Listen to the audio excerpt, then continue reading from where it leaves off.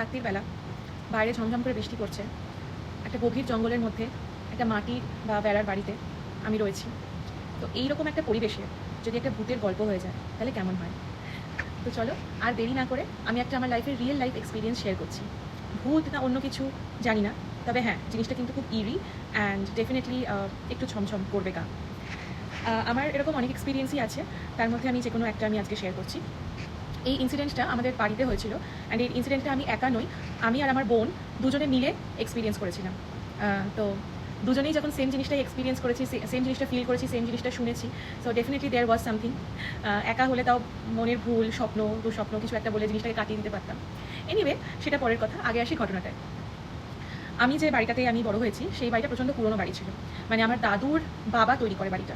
তো প্রচণ্ড পুরনো বাড়ি ছিল। এখন সেই বাড়িটি আর নেই, সেই বাড়িটাকে ভেঙে নতুন করে নতুন বাড়ি সেখানে তৈরি করা হয়েছে।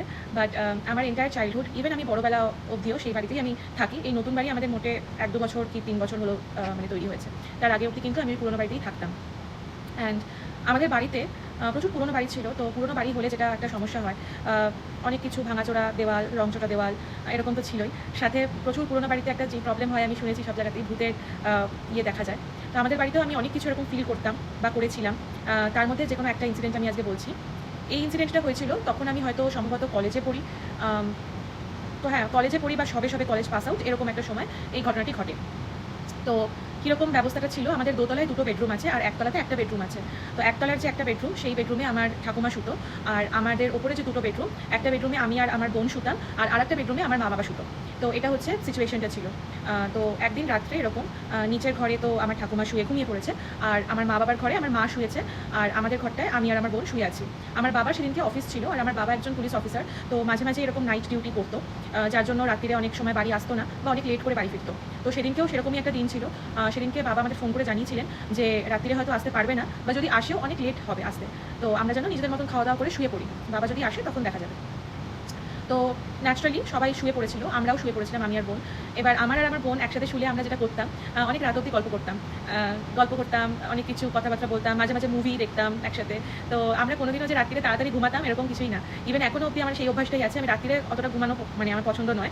সকালে আমি ঘুমাতে খুব পছন্দ করি, তাই জন্য আমার মর্নিং স্কুল, আমার তো এটা খুব সমস্যা হয় সকালবেলা উঠে স্কুল যাওয়াটা। মানে আমি এখন 8 ইয়ার্স চাকরি করছি, বাট এখনও অবধি আমার রোজ এত বছর সকালে উঠেও আমি মর্নিং পার্সন হতে পারলাম না। এনিওয়ে, তো সেদিনকে রাত্রেও আমি আর আমার বোন ওরকম গল্প করছি। রাত্রে মানে লাইট টাইট অফ করে শুয়েই গল্প করছি, এমন না যে লাইট জ্বালিয়ে বসে বসে গল্প করছি। একদম লাইট ফাইট অফ করে পুরো শুয়ে পড়েছি, আমরা শুয়ে আমরা গল্প করছি। বিভিন্ন রকমের গল্প, যেরকম মানে দুই বোনে হয় আর কি। তো সেরকম গল্প করতে করতে তারপরে অ্যারাউন্ড রাত 1টা-1:30 বাজে। তখন আমাদের দুজনেরও বেশ মানে ঘুম পাচ্ছে আর কি, এবার ঘুমিয়ে পড়বো এরকম একটা ব্যাপার। তো আমরা যে বেডরুমটায় শুয়েছিলাম সেই বেডরুমের ডেসক্রিপশনটা দিই। রুমটা ছিল, রুমে যে বেড ছিল, আমরা যে দিকটায় দুজনে মাথা দিয়েছিলাম সেটা হচ্ছে বেডের এন্ডটার দিকটা, মানে আমাদের মাথার এই পাশটায় মেঝে আর কি, মানে ফ্লোরটা ছিল আর কি। ঠিক আছে, আমাদের মাথাটা ওয়ালের দিকে ছিল না, মেঝের দিকে মাথা করে আমরা দুজনে শুয়েছি। তো মেঝেটা এরকম লম্বা টাইপের, আর এইদিকের ওয়ালটাতে সুইচ বোর্ড আছে, যেখানে সুইচে লাইট পাখা এগুলো সুইচ ছিল।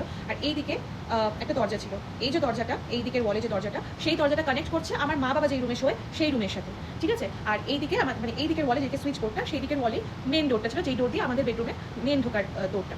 তো যেই আমরা মেন ডোরটা লক করে শুতাম, বাট আমাদের যে কানেক্টিং ডোরটা ছিল, যেটা মা বাবাদের রুমের সাথে লাগানো ছিল, কমন ডোর ছিল, সেই ডোরটা জাস্ট আমরা মানে হালকা করে ভেজিয়ে রেখেছিলাম, আমরা কোনো লক করিনি বা পুরোপুরিও ভেজাইনি, হালকা একটু গ্যাপ ছিল। ঠিক আছে, তো এরকম একটা ওদিকে তো মা লাইট অফ করে শুয়ে পড়েছে। তো যখন মোটামুটি রাত্রির 1টা-1:30 বাজে, আমাদেরও প্রায় ঘুম চলে এসেছে, এবার আমরা আস্তে আস্তে গল্পটা কমিয়ে ফেলছি। তো তখন আমরা মানে ফিল করি আর কি পাশের ঘরে লাইট জ্বলছে, কারণ পাশের ঘরটা যেহেতু আমাদের কানেক্টিং ডোরটা ছিল, ডোরটা পুরোপুরি বন্ধ ছিল না, লক ছিল না। তো ওই ঘরে যদি লাইট জ্বলে, তো ডোরের ফাঁক দিয়ে হালকা একটা আলোর রেখা আমাদের ঘরে পড়বে, যেই রুমে আমি আর আমার বোন আছি। তো সেরকমই ঠিক একটা আলো আমাদের ঘরে পড়ছিল, যেখান থেকে আমরা বুঝতে পারছিলাম যে বাবা মায়ের রুমে আলো জ্বলছে। অ্যান্ড বাবা মা যে কথা বলছে সেই কনভারসেশনটা আমরা হালকা হালকা শুনতে পাচ্ছি, কি এক্স্যাক্টলি কথা বলছে সেটা শুনতে পাচ্ছি না, বাট একটা যে কনভারসেশন হচ্ছে দুজনের মধ্যে সেটা আমরা শুনতে পাচ্ছি। তো আমরা এটাই ভেবেছি যে হয়তো অনেক রাত হয়ে গেছে, এবার বাবা ফিরেছে, হয়তো আজকে তো লেট করে ফেরারই কথা ছিল, বাবা ফিরেছে, তো মা আর বাবা দুজনে হয়তো কথা বলছে, এবার আর কি শোবে। তো এরকম অনেকক্ষণ ধরেই এরকম কথাবার্তা হচ্ছে, লাইটটাও জ্বালানো। তো যেহেতু আমার আর আমার বোনের বেশ মানে ঘুম পাচ্ছিল তখন, বাট ওই ঘরে যেহেতু লাইটটা জ্বলছিল, ওই লাইটটা দরজার ফাঁক দিয়ে এসে আমাদের চোখে পড়ছিল, তো আমাদের একটু ডিস্টার্ব হচ্ছিল ঘুমাতে। তো অনেকক্ষণ ধরেই আমরা দুজনের মধ্যে আলোচনা করছি, ধুর বাবা কতক্ষণ জেগে থাকবে, কতক্ষণ কথা বলবে, লাইটটা অফ করে শুয়ে যত খুশি কথা বলুক বাবা মা, এরকম লাইট জ্বালিয়ে কথা বলছে, আমাদের চোখে লাইটটা পড়ছে, ঘুমাতে পারছি না, অসুবিধা হচ্ছে, এরকম আমি আর বোন বলাবলি করছি। তো এর মধ্যে আমি জাস্ট উঠে আর কি ওই ঘরে গিয়ে বলতে যাবো যে প্লিজ লাইটটা অফ করো, আমাদের ডিস্টার্ব হচ্ছে, এরকম জাস্ট আমি উঠে বলতে যাবো। বাট তখনও উঠিনি আর কি, এরকম ভাবছি যে আমি উঠে ওই ঘরে যাবো, গিয়ে বলবো মা আর বাবাকে যে শুয়ে পড়ো, আমাদের এত কথা বলছো আর লাইট জ্বালানো, আমাদের অসুবিধা হচ্ছে। এরকম ভাবছি। তো সেই মুহূর্তে যে কানেক্টিং যে দরজাটা, সেই দরজাটা যদি ধারাম করে ধাক্কা দিয়ে কেউ খোলে, বিশাল জোরে রেগে ফেগে যদি খোলে, যেরকম কাঠের দরজা যেরকম রেগে গিয়ে খুলে ধারাম করে একটা আওয়াজ হয়, ঠিক ওইরকম একটা বিশাল জোরে আওয়াজ হলো। নিমেষের মধ্যে ওই দরজা থেকে এই দেওয়ালে যেখানে লাইটের সুইচ বোর্ড, লাইট পাখার যে সুইচ বোর্ডটা আছে, ওইটুকু যে ফ্লোরটা, ওখানে যদি কেউ দৌড়ে ধামধাম করে চলে যায়, সেরকম একটা ফুটস্টেপের আওয়াজ হয়ে লাইটের যে সুইচগুলো মানে ঠক ঠক ঠক ঠক ঠক ঠক করে জ্বালিয়ে দিলে যেরকম আওয়াজ হয়, সেরকম একটা আওয়াজ হলো। আর এই পুরো ব্যাপারটা, দরজাটা ধাম করে খুললো, একজন দৌড়ে বা জোরে হেঁটে চলে গেল, ফ্লোরটা ক্রস করে দিয়ে লাইটের বা পাখার সুইচগুলো ধারাম ধারাম ধারাম করে পুরো টক টক করে অন করে দিল। এই পুরো জিনিসটা উইদিন মানে 2-3 সেকেন্ডস ঘটে গেল। এই আওয়াজটা মানে এরকম হয়ে আমি আর আমার বোন দুজনেই খাটের উপর উঠে বসেছি। কি হলো ব্যাপারটা না, আমরা ভেবেছি কি বাবা হয়তো ওই ঘর থেকে বা মা হয়তো ওই ঘর থেকে কোনো এমার্জেন্সি বা কিছু হয়েছে, আমাদের ঘরে ছুটে এসছে আমাদের ডাকার জন্য। বা দেখছি যে কেউ নেই, কোনো সুইচও জ্বলছে না, কোনো লাইটও জ্বলছে না, এভরিথিং ওয়াজ নর্মাল। তো আমি ভাবছি যে আমি আর বোন ভাবছি তাহলে মানে এতটা আওয়াজ কোথা থেকে এলো, ওই ঘরে কি কিছু হয়েছে, বাবা মায়ের কি কিছু হয়েছে, কোনো অসুবিধা হয়েছে, দেখে আসি। তো বলে তখন বোন বলছে তুই যা, কি হয়েছে দেখ দেখ। তো আমি দরজাটা খুললাম, খুলে ওই ঘরে যখন যাই তখন দেখি যে লাইট বন্ধ, আমার মা ঘুমাচ্ছে, বাবা তখনও ফেরেনি। এন্টায়ার জিনিসটা কেন হলো, কি হলো, আমরা কিছুই বুঝতে পারলাম না। মা পুরো অপরে ঘুমাচ্ছে, আমি আর বোন পুরো স্টান। সো এটা কি ছিল, ভূত না অন্য কিছু জানি না, কারণ কোনো এক্সপ্লেনেশন নেই ঘটনাটার, বাট হ্যাঁ এটা ঘটেছিল আমাদের সাথে।